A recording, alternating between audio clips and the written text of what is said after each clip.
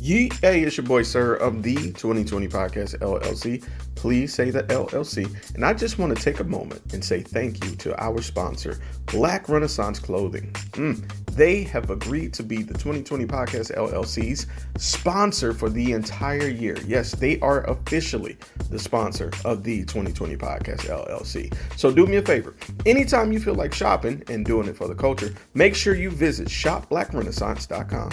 After perusing their vast library of articles of clothing, make sure you use the promo code LLC20 so you can get 20% off your total order. Yeah, 20% off. That is 1/5 of your order gone. Just like that. Bye. Thank you so much, Black Renaissance Clothing, for being our sponsor.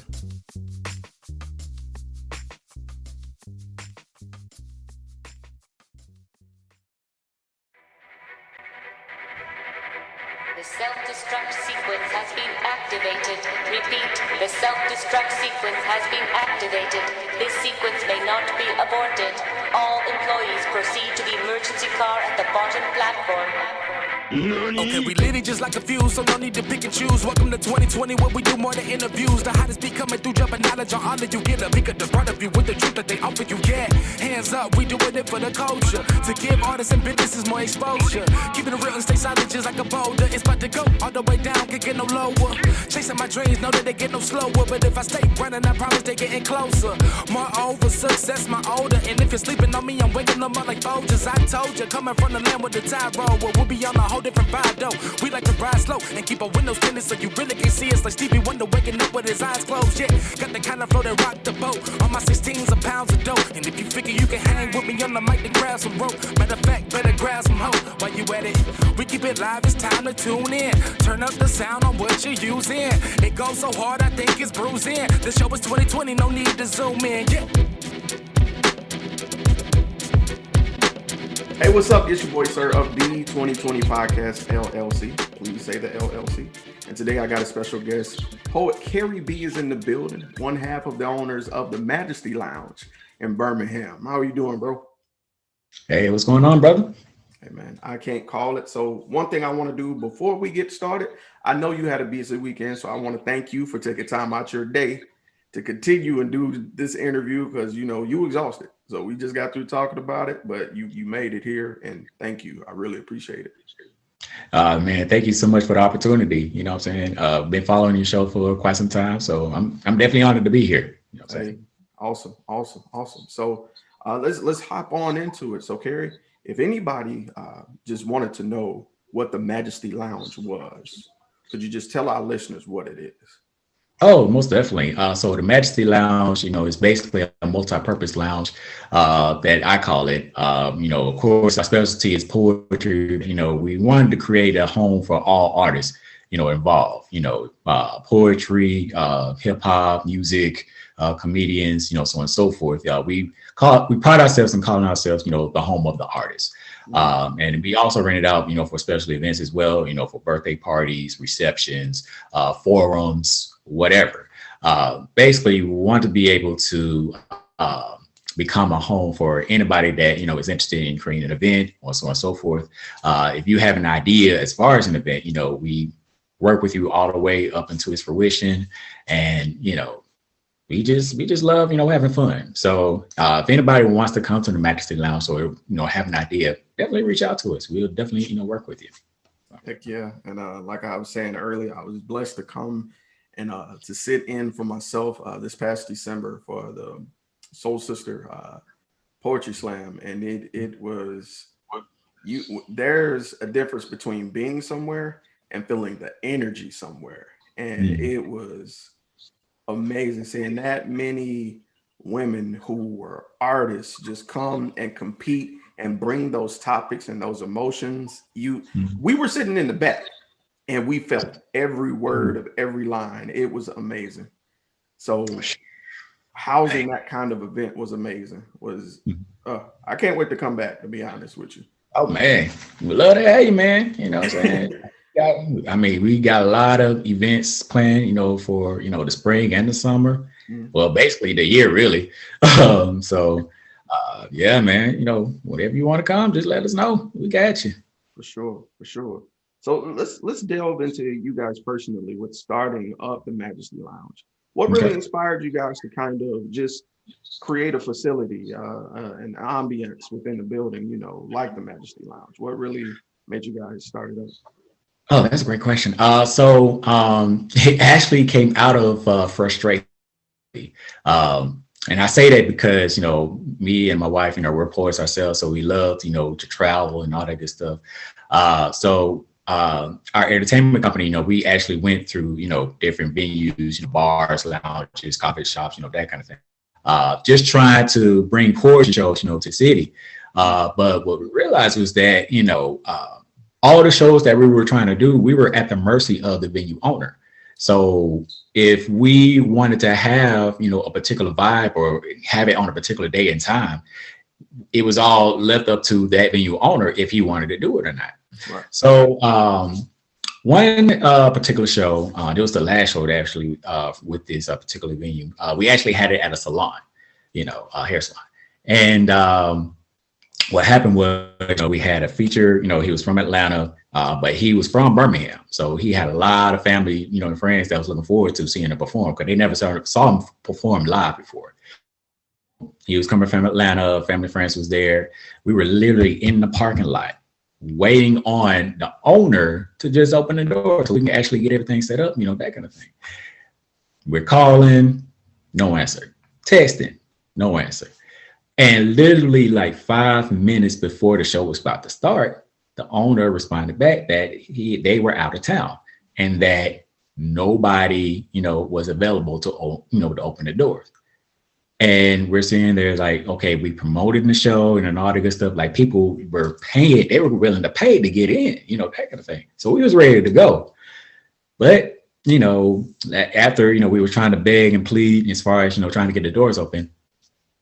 That was the last correspondence we had with the owner. Wow. So me and my wife looked at each other. It's like, okay, that's it. That was the last straw. We're going to get our own. So that way we don't have to run into this ever again. So that's when, you know, we started pursuing, you know, different spaces and so on, you know, so on and so forth. And that's when the Majesty Lounge, you know, was born because we wanted to make sure that the artists felt welcome, you know, as far as, you know, showcasing their craft and so on and so forth. And we also wanted to be intimate so that, you know, people that come to see these artists perform, they see the rawness, you see what I'm saying, of their artistry. You know, they see all the emotions, they see all, you know, the thought process behind the, you know, creativity of the art, you know, that kind of thing. So with that being said, you know, when we had our grand opening, it was just amazing to see, you know, different poets and musicians and comedians, so on and so forth, doing their thing, while at the same time, you know, it was still an intimate moment where, you know, the crowd felt part of, as if they were part of the show, you know what I mean? So with that, we just want to recreate that experience, you know, time and time again, you know, with all our events, really. So, you know, thus the Majesty Lounge is where it's at now. Brother, and it's definitely encapsulating that. And it feels like a haven of sorts for that energy to be expressed. So yeah, brother. And the crazy thing is, I don't think it's by happenstance that you chose that name, because you do feel like a regality when you walk in. You know, you feel it doesn't feel like any sort of like other club or any other venue. You know, like you mentioned, there was a salon that was a venue for poetry that night. No, when you walk into the Majesty Lounge, you feel like, okay, this place is made for this type of energy. So yeah, I can understand wanting to build your own. So let me ask you a question as an entrepreneur. Surely with every journey, there are obstacles. What obstacles did you guys, you know, incur along the way of establishing the Majesty Lounge? Of course, there was a bunch of obstacles. For one, you know, because of the fact that, you know, we were poets and so on and so forth, you know, just getting the word out there, you know, and actually competing with, you know, other shows at other venues that actually, you know, like we said, you know, the bars and lounges and so on and so forth. That was one thing. The other thing, especially when the pandemic, you know, occurred, was, okay, how can we still promote our brand while still, you know, practicing social distancing, you know, so on and so forth? Because a lot of, you know, bars and lounges, so on and so forth, they had to shut down because they couldn't, you know, adhere to those social distancing, you know, guidelines while still doing their thing as far as, shows and whatnot. So what we did was basically, we had to be innovative as far as, how we want to do our shows. So that's when we started doing virtually, as far as Instagram, Facebook Live, so on and so forth.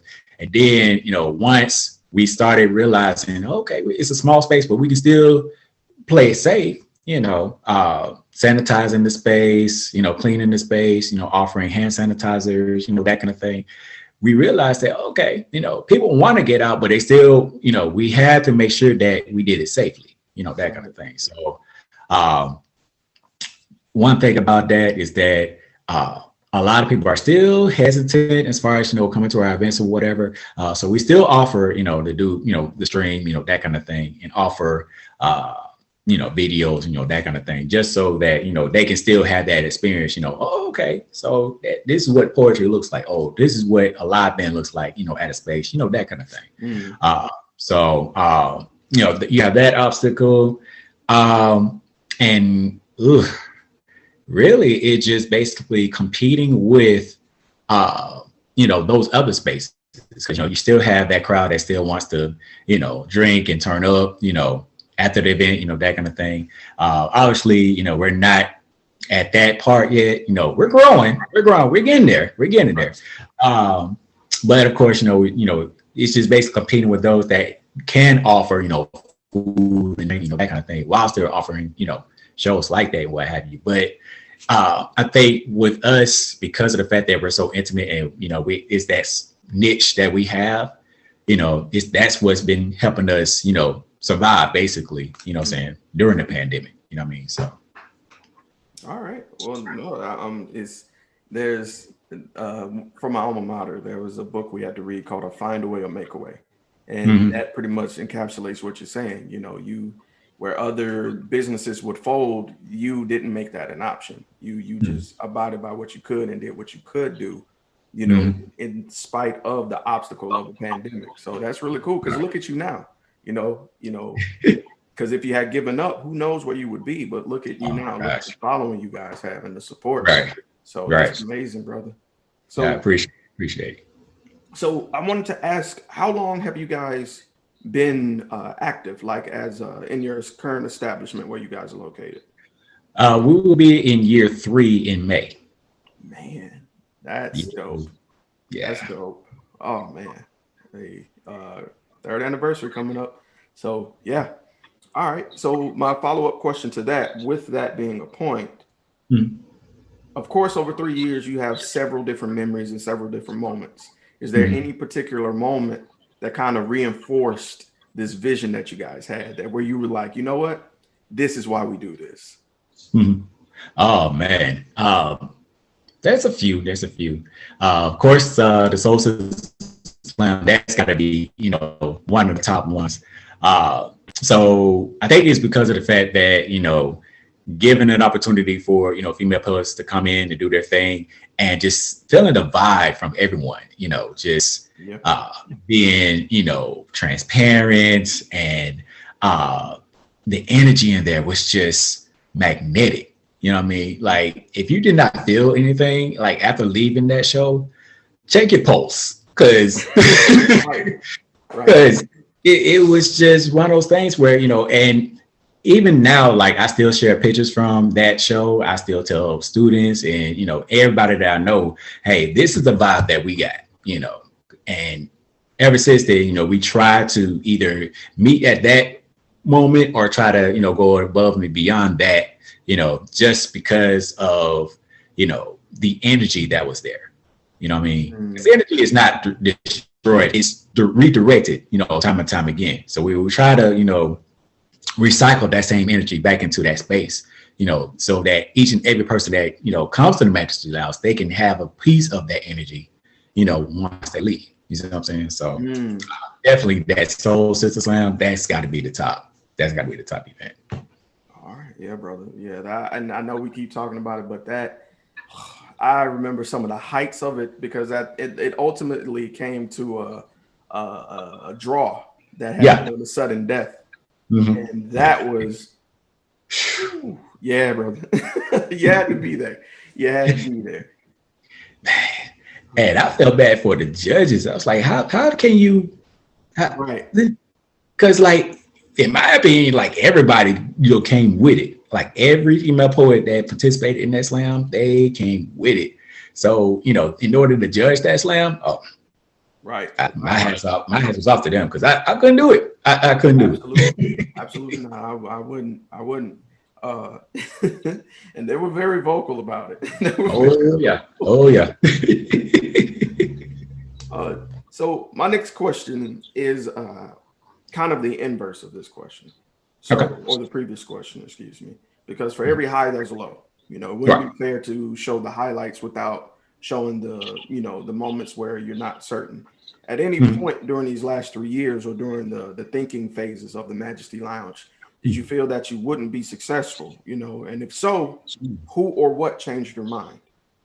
Oh man. So I think there was one particular show that I was really frustrated about, and that was when Moody Black came, as a feature. And we was promoting and I was hyped about it, thinking, oh man, this is Moody Black. Everybody should know about Moody Black, that kind of thing. Then the show occurred and it was literally like just 5 people in there, including me and my wife and Moody. And I was so frustrated because of the fact, I was like, this guy came all the way from South Carolina to do his thing and so on and so forth. And he's performing in front of 5 people, so I was, at that moment, I was thinking to myself, okay, are we doing this right? Maybe, this is not, what we were meant to be doing, that kind of thing.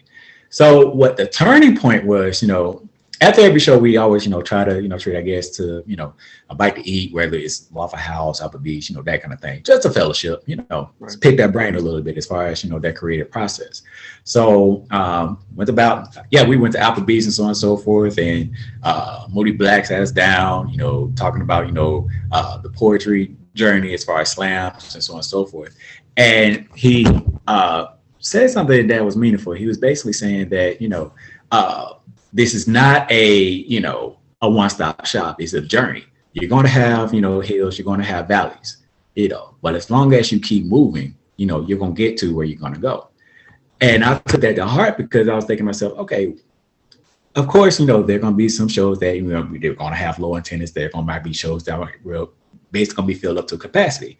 So in my mind, I'm thinking, okay, because of our passion, that was put into the Majesty Lounge. Like, you got to remember, we were the ones that painted the walls. We were the one that, bought the chairs and all the furniture and so on and so forth. All of our sweat equity was put into this lounge.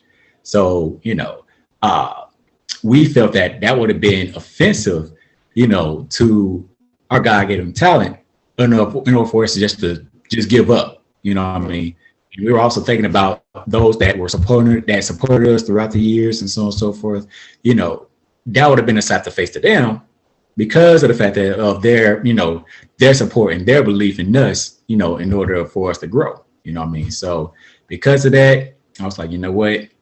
Let's just, get back to the drawing board, see what we can do, try to draw more people in, that kind of thing.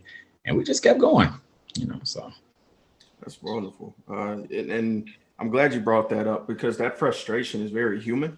It's very easy to come here and say, no, we just kept it pushing. We knew to, just keep strolling. No, we get mad, when things don't go the way we, exactly plan, especially when you put time and effort into things, So like you said, energy is never destroyed. It's just transferred. So I feel like the universe saw your effort, and that shows how genuine you are about what you want to do.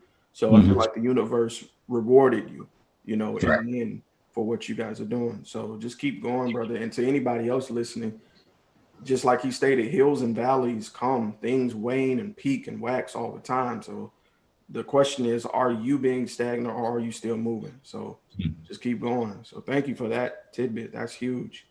So Kerry, this is my infamous question. This is my long-term question. So where would you like to see yourself as a fellow poet, as an entrepreneur, as a person in the next 1 year, 3 years, and then 10 years? Oof. Okay. 1, 3, and 10. Oh, okay. That's a good question. All right.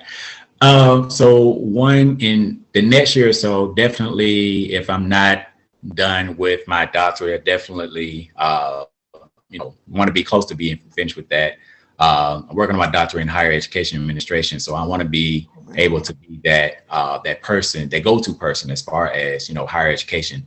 And my passion is for HBCUs. I want to be able to, contribute my talents and work effort, to make sure HBCUs not only survive but thrive. Especially in this day and age. That kind of thing. For people to understand the true history of HBCUs, why they were created, why it's still needed now, especially with everything going on. Why not give all of my time and energy to make sure they survive, that kind of thing. Right. I'm a professor at Miles College, and it's a blessing to see, that light bulb come on, each and every day when you're teaching, that kind of thing. Especially when we're talking about poetry, that kind of thing. I get asked all the time, why you work so hard? Why are you going so hard for this? It's like, because of the fact that poetry has done so much for me, why not give it back to, the universe, that kind of thing. So definitely that 1 year, definitely want to see, Majesty Lounge, expand, get my doctorate, hopefully get more students, to, basically become creative writing majors, that kind of thing. So that's the first, that's the 1 year plan.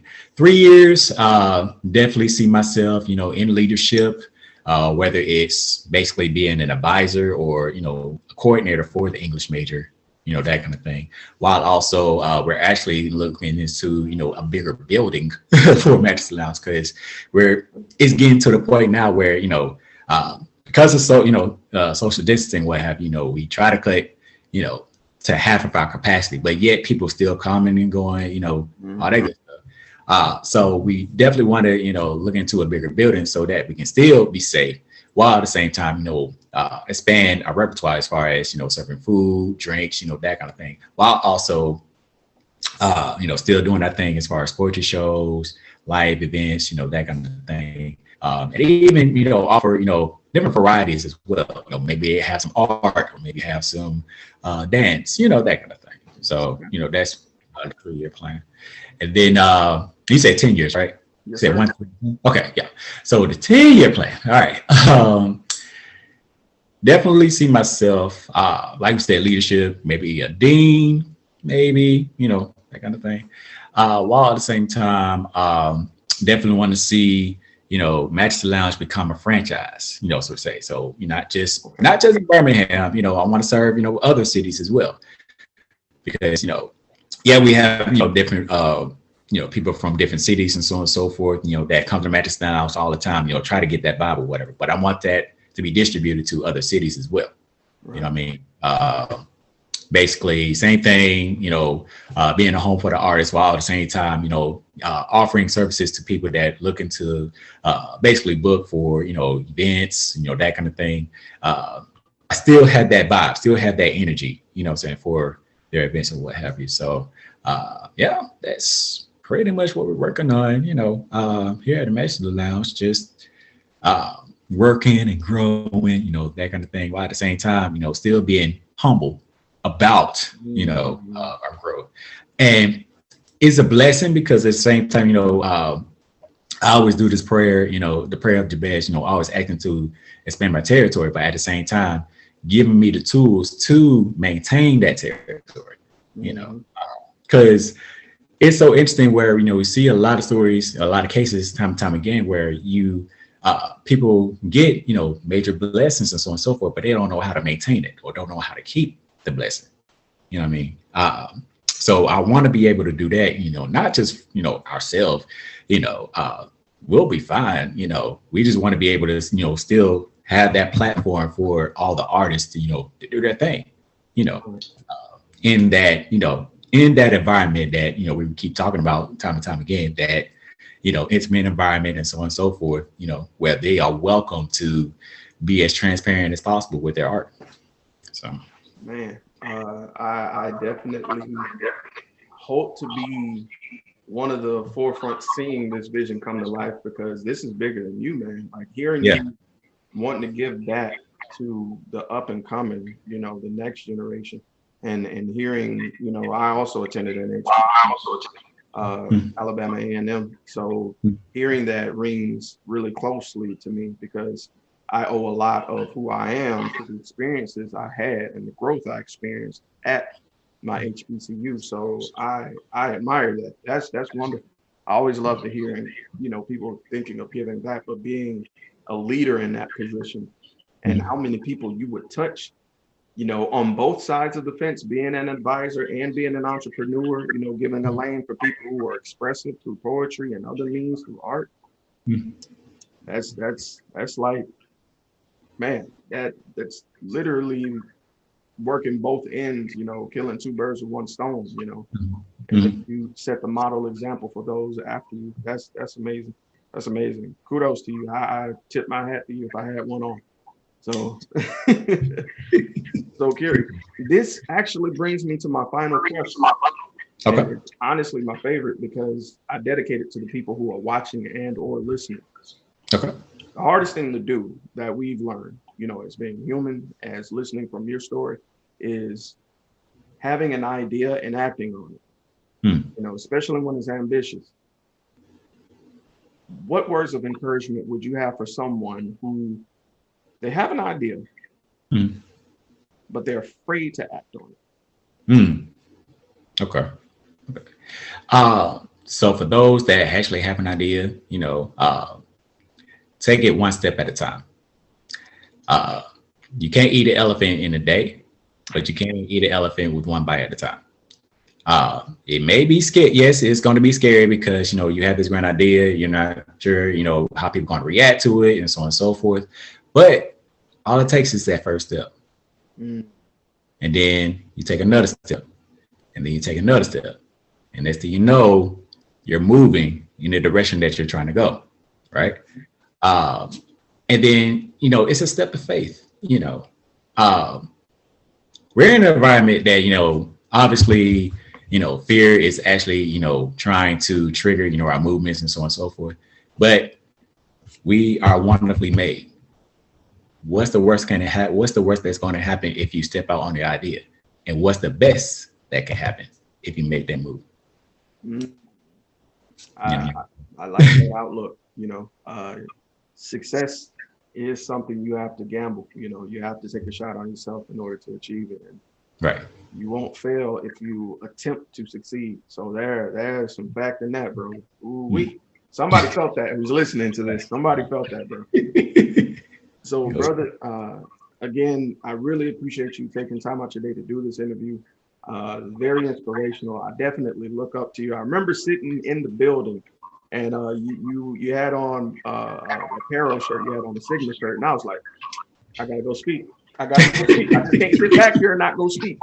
So, us making our way back around here really means the world to me, brother. And I wanted to ask if anybody wanted to get in contact with you, whether it be questions about the Majesty Lounge, or maybe want to book something, or just maybe want to pick your brain. What's the best way to get in contact with?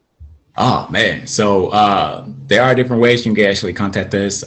You can definitely reach out to us through email. It's majestylounge205@gmail.com. And we also have our business number as well. Either my wife or myself will actually answer it.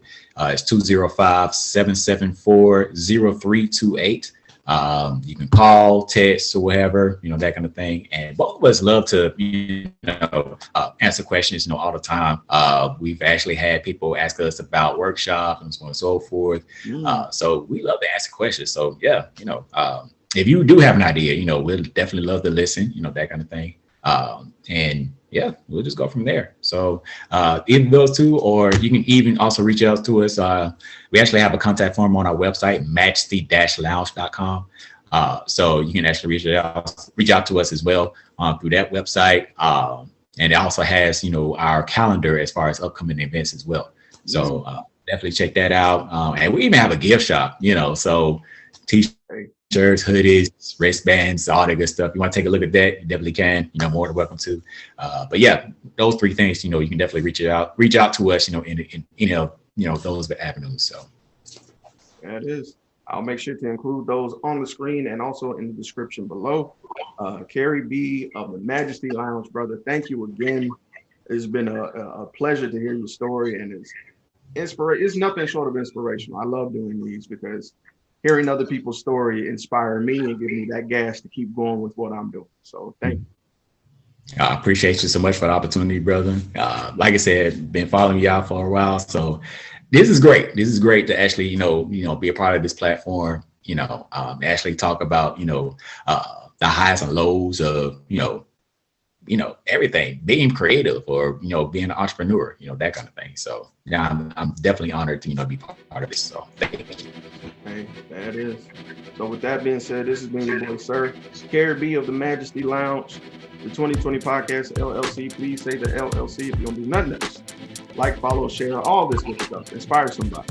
Saying we are out.